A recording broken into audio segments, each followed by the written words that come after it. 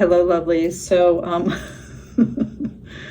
oh, I'm laughing because it's just, I'm trying to find good light in hospital conference rooms.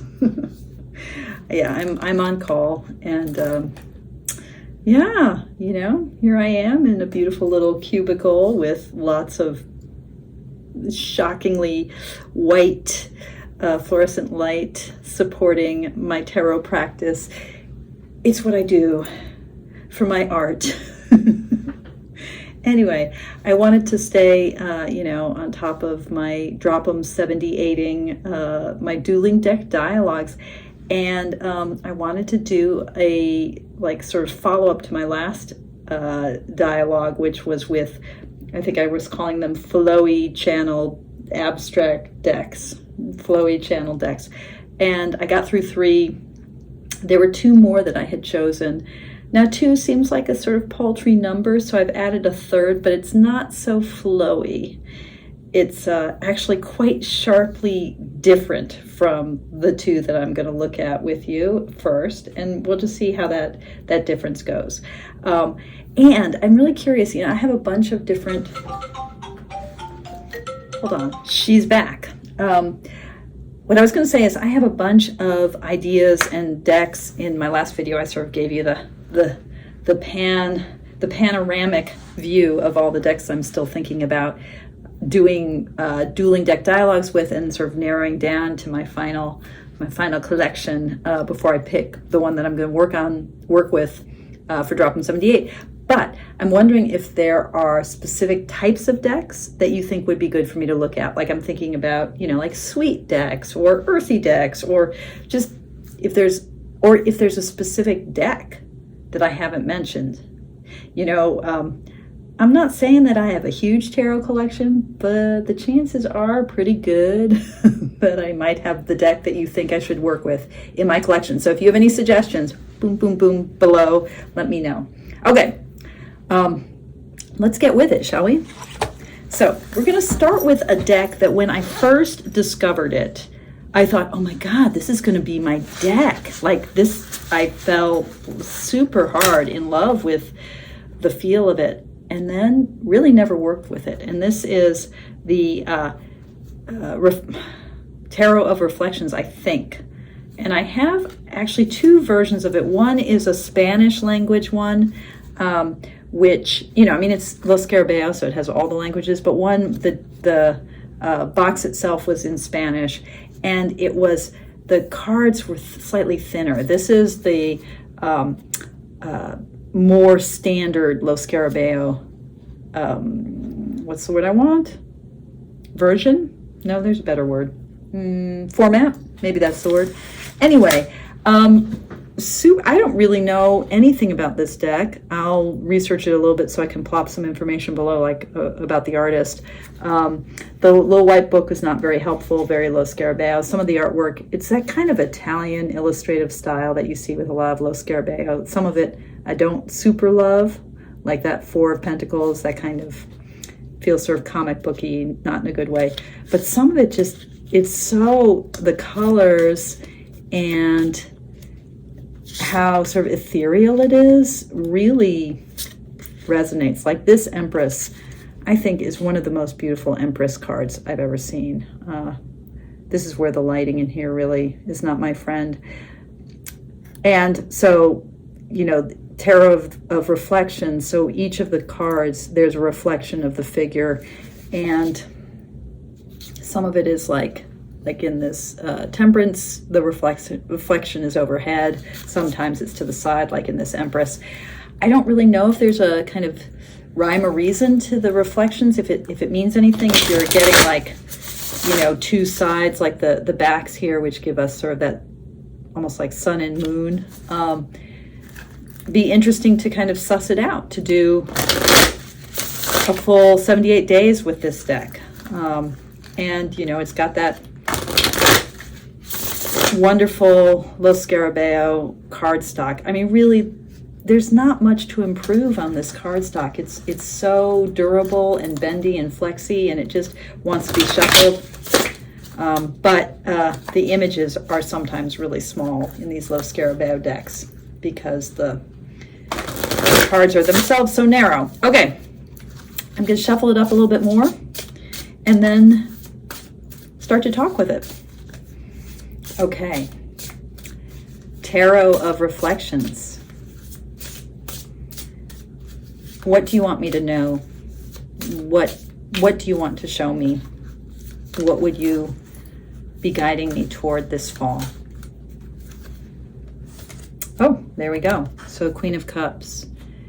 Yeah, I mean, you know, my first thought with reflections is that this is going to be a watery world where it's going to help me sort of dive into the unconscious waters, dive into the waters of soul, of heart, of meaning, of resonance, of archetype. And there you go. You know, different way of thinking of as above, so below. Like the below here is the reservoir of the heart, of the soul, that chamber of the heart. The intuitive deeps. So Queen of Cups. Yeah. Okay, so I love these colors. Isn't the palette really sweet? It's just those kind of, well, it's the color of my shirt, I guess, right? Okay. So to what end? You know, in opening, helping me be water of water, where does that take me? How does that lead me? Where am I going with that? Oh, and here we have another Hierophant. I got this card with my last set of readings. Yeah. Wow. Okay, so my own authority, my lineage, my Zen lineage, the archetype of the teacher, but this, yeah, sort of diving into the world of what is revealed, what is made manifest. And that work of, I mean, this is, you know, this is an ongoing thing for me. Like, oop, oh, you're wanting to tell me a little bit more. Okay, Two of Cups. Okay, often when I'm doing deck dialogues, when I get the Two of Cups, I think that the deck is talking about my relationship with it, partnering with me, and I'm thinking that that might be what you're pointing to here. Are you wanting to talk about how we can work together, to get to this Hierophant, this authority,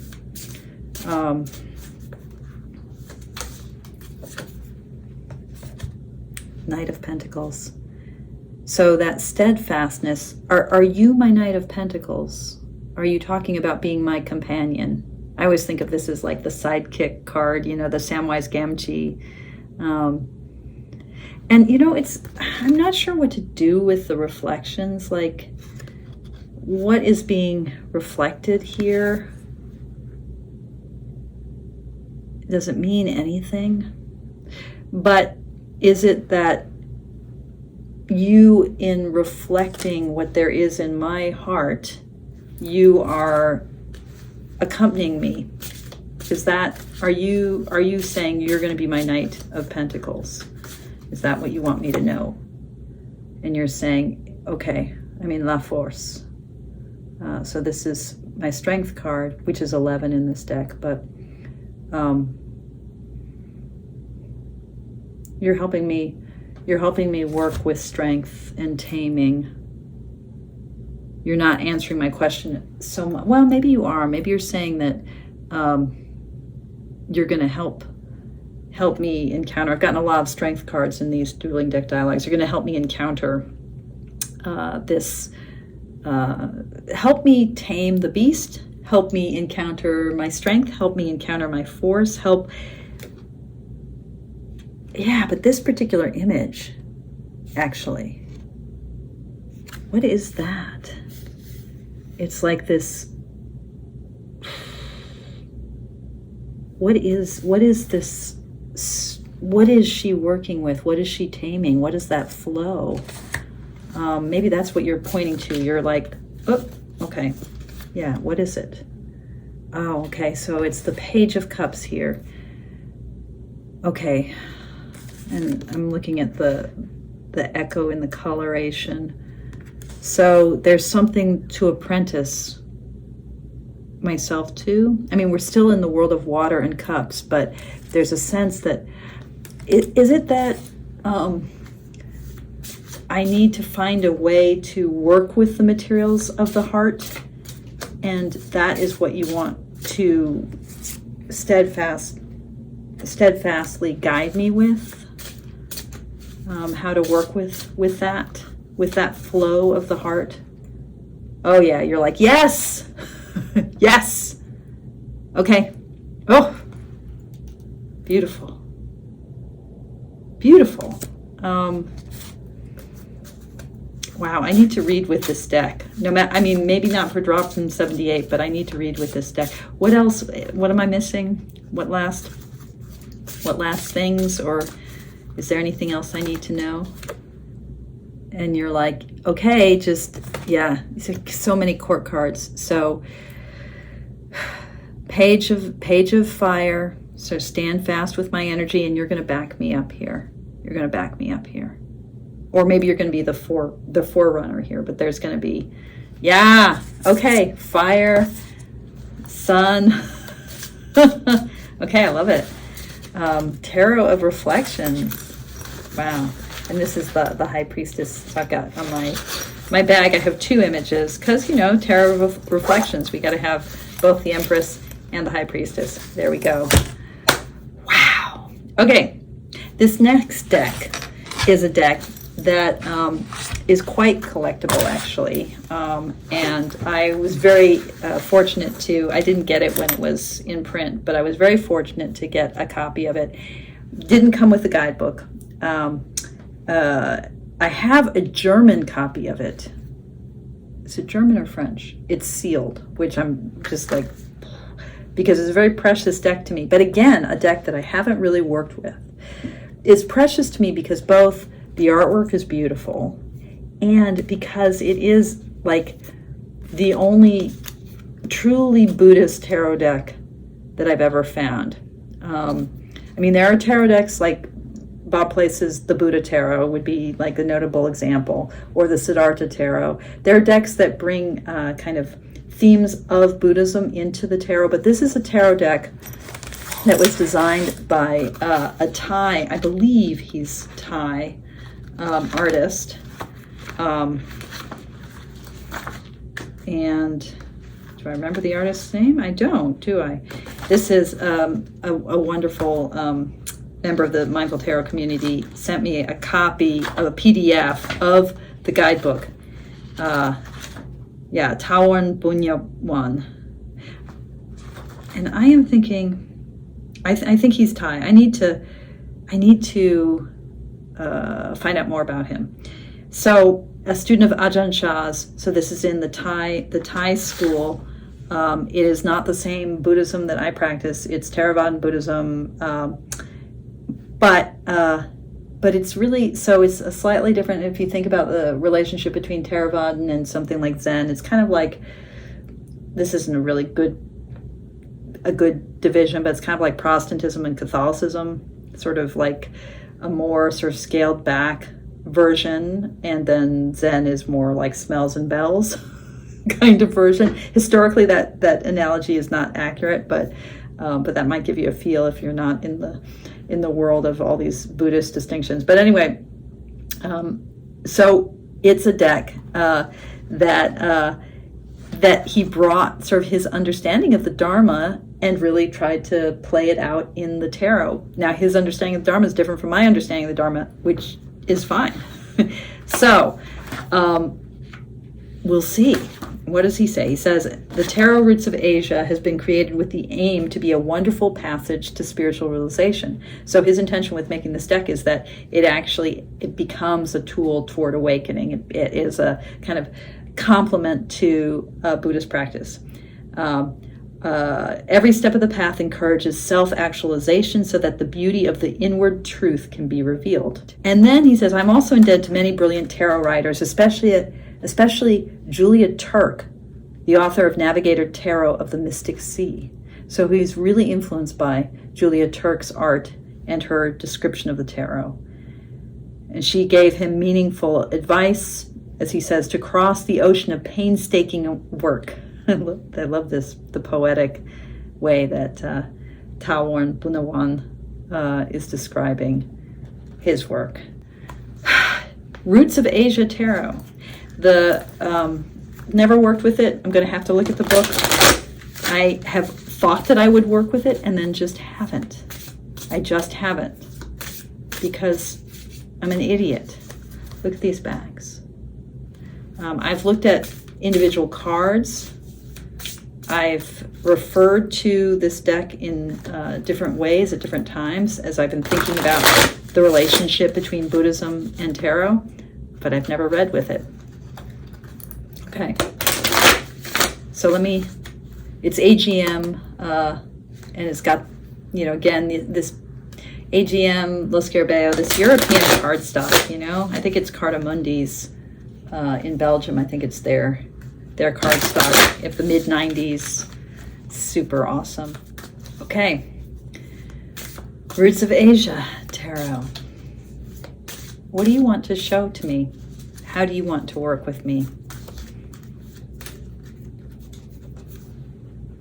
Six of Pentacles.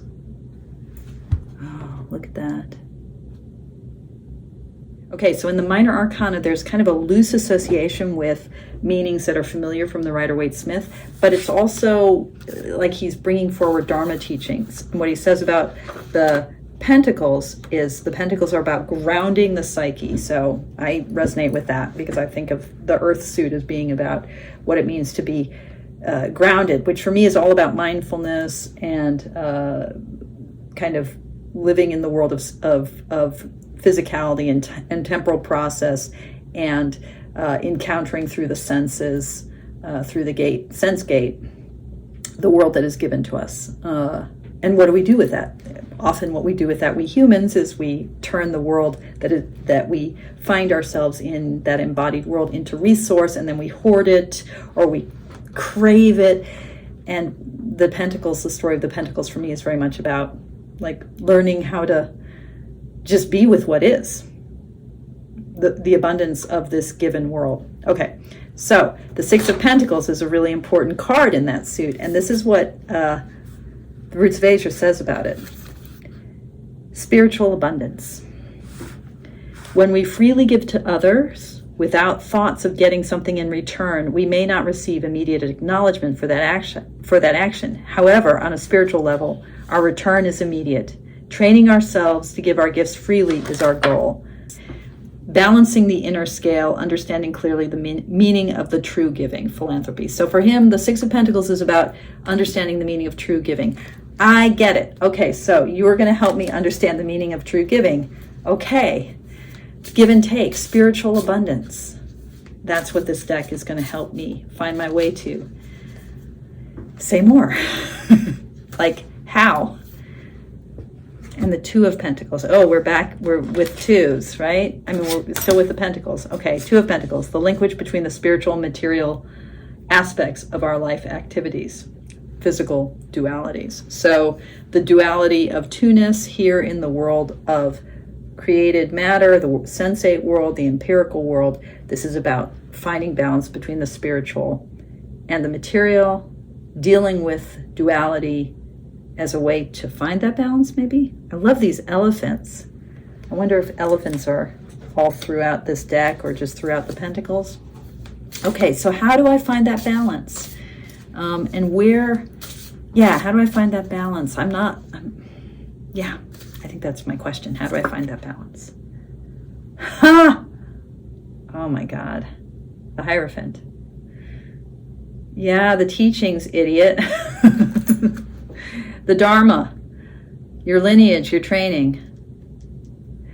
But you're not a Zen deck, and this feels a little bit unfamiliar. And is this just about teachings of Buddhism, or how is the Hierophant here for me? How am I the Hierophant? How am I leaning into the Hierophant? Where is authority? What do I do? Where do I go? What is my name? Who the hell am I? And you're saying justice. Yeah. This is a card that has a lot of meaning for me. I want to see what he says about justice. In this card, we are made aware of the laws of karma and justice. So it's the search for equilibrium, living in paradox and not regarding it as chaos.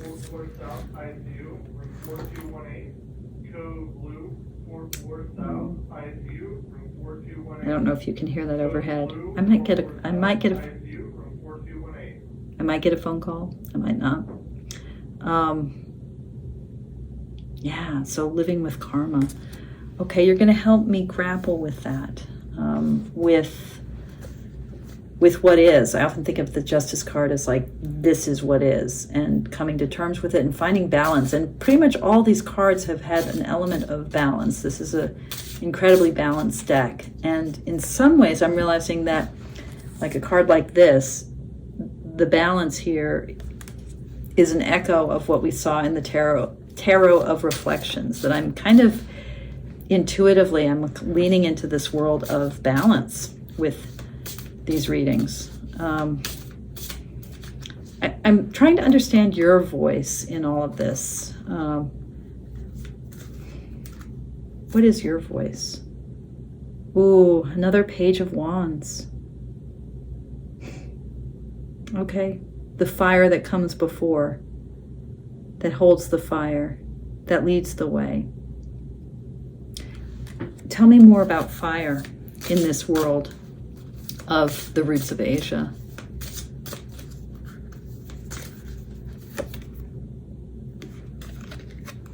Okay, it's the fire of creation, I think. So we're in the Pentacles. Very, very, lot of earth readings here, but this deck is, it's not earthy in the way that the next deck we look at might have more of a sense of like the stuff of the material world. Yeah, this is like getting to the very tree at the very root of it all. The tree of life, not in a Kabbalistic sense, but in just a universal sense that kind of, I mean, it's the Buddha. What does he say about, let's just look at what he says about the Ace of Pentacles.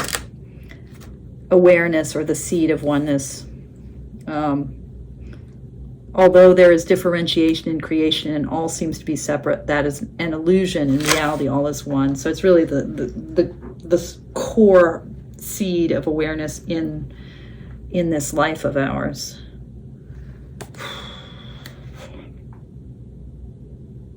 Who am I? Who do you see me as being?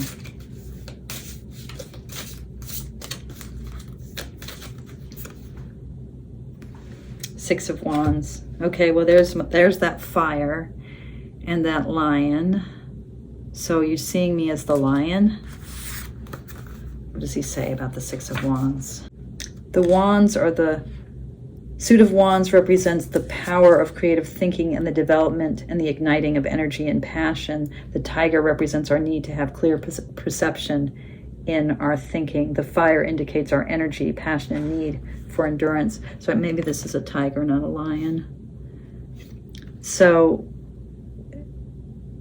this fire, which is creativity and inspiration, and passion, the power of creative thinking, as he puts it. So we need to have clear perception. So that fire needs to burn really bright and really clear. And the six, you're saying, is the clarifying of that right perception, the clarifying of that creative vision, that inspiration, that tuning into the world. Okay, I'll take it. Yeah. What is the ultimate end of working with you? Like, where are we going if we work together? I may have asked that already, but I feel like, so the phone rang just as I think I was pulling a card, which might have been the Eight of Wands, but I'm not sure if this is the top card on the deck. I'm going to stick with this because I think there's something here about wands and the Eight of Wands, momentum toward desired end. So you're just saying it's in process.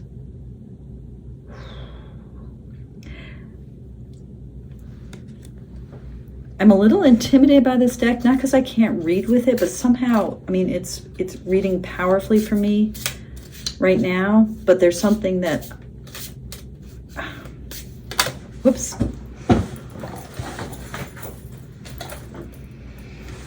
Oh, Eight of Pentacles. Yeah. Okay, you're saying, like, we're just going to do this. No, Knight of Pentacles. Oh, another Knight of Pentacles.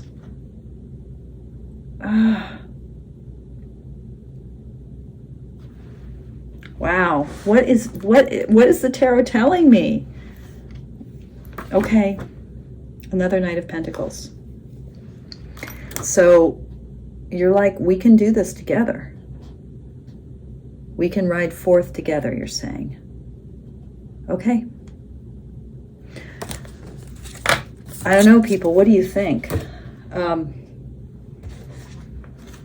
Yeah. This would be really interesting. And the way it's pointing to my Hierophant, to authority and to lineage and to being a teacher. I don't know. Now, this is a wild card deck. I don't know that it makes any sense to read from this deck in this mix, but somehow I decided that I would do it. It is the Gypsy Palace Tarot. And it is not, it's a super powerful idiosyncratic deck with a huge amount of, I mean, I do think it's not flowy. It doesn't have this kind of watery feel. It's very earthy. It feels, even though it's super red, it's got kind of, they're not pumpkins, but I always think of them as pumpkins. They're sort of like turban-y things on the back. Turban, kind of eyes, vaginas, I don't know. I just think this deck is phenomenal, and I edged it in red a long time ago, and when I play with it, it often makes my fingers red, but I've never really read red, the other kind of red, seriously with it. So I haven't worked with it I've done a few readings here and there. I've played with it. I think I've probably featured it in dialogues before. There's something about this deck. Again, it's not watery. It's this title card sort of poked its head out. It's like, hey, look at me. Nora Huska. It's not watery at all. It's not flowy. But yeah, it wanted to be here tonight. So here we are. And it's already poking out cards. We've got, on the one hand, the Three of Wands. Yeah, let's explore. And then on the other hand, the Page of Pentacles. Okay. Wow.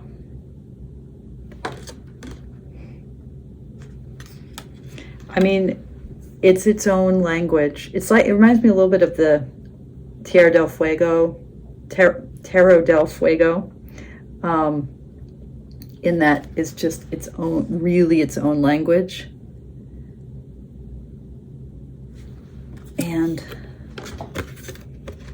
it's a challenge to read. But if I think about this as, you know, what it means to be at the heart of adventure, this whole landscape, and this figure with the, what is that on her? Some sort of symbol, a crossroads on her forehead, on their forehead. So, you know, venturing forth, that willingness to kind of open up that third eye. And then, yeah, the Page of Pentacles. So just very nimble stepping, willingness to do that little dance of almost like the Two of Pentacles, right? That little dance in the Waite-Smith imagery. Okay, so you want to kind of help me step along the way. Look at all these peacocks here. Help me step along the way. And maybe enter into the adventure. Yeah, Am I hearing you right? Is that what you're, whoops. Another title card jumps. It's like, yes, it's me. Okay, I think I'm hearing you. So what do you want me to know in this adventure that you're helping me step into? What do you want me to know? What do you want me to find? And, oh, you're saying home. You want me to find home. I love this. Her chin upturned. The bird singing to her. I feel like you're the bird. Are you wanting to sing to me of home? Maybe. Oh, another 4.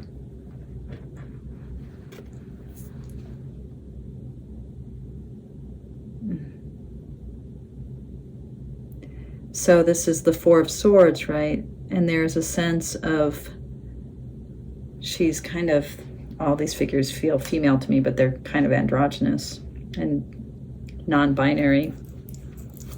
So she's there touching against the sort of the holding still in a way that's like, I'm going to be very, very careful in my stance as this fire breather, dog barker, noisy. There's a wariness here and a stillness that is wary. So that 4 of Swords, yeah, there's a pause, right? That 4 of Swords pausing in a kind of wariness, being careful where you step. Why do I need to pause like that? Why do you want me to pause? What's that about? And you're saying, okay, so that I can do some work and start to flower and start to speak truth. I have to pause first in order for that generative process to come forth.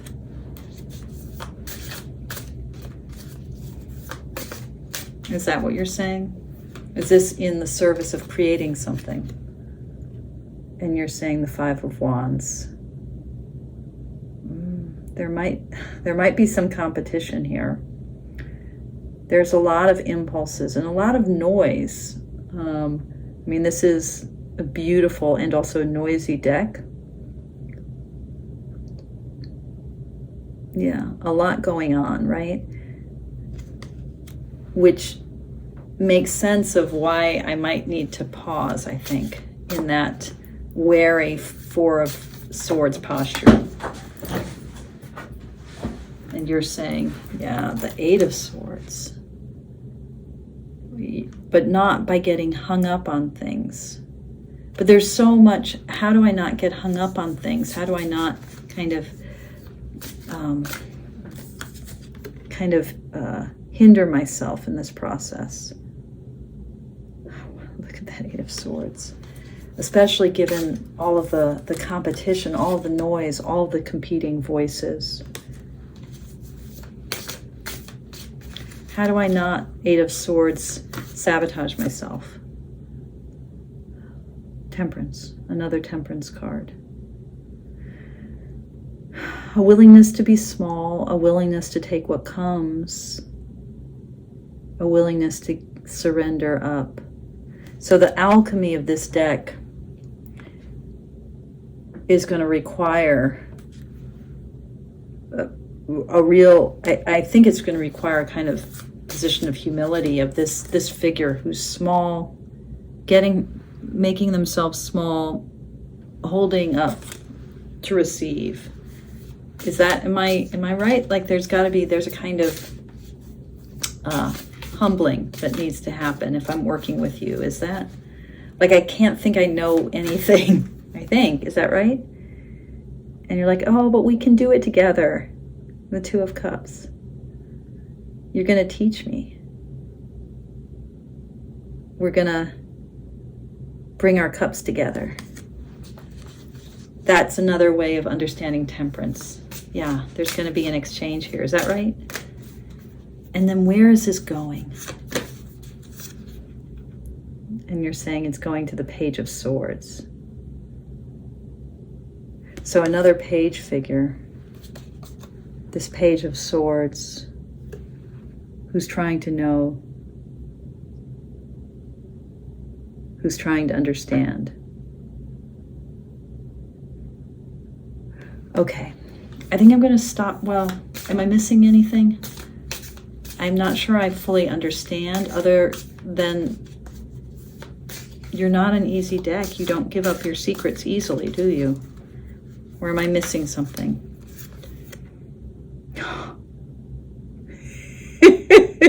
I've gotten this card before, and I've seen others talk about this card. It's like that Nine of Wands is like pointing at the flower.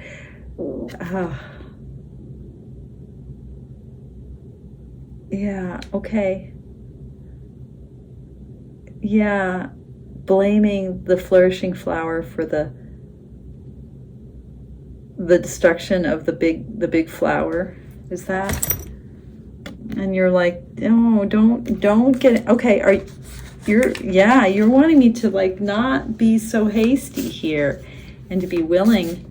Is that right? Am I being like the Nine of Wands and you're saying don't be like the Nine of Wands? You're saying be the world. Okay. Take a broader view.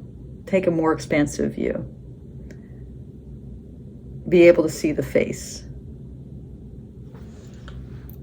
in the midst.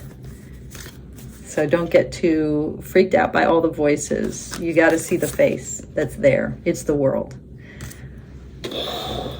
Okay.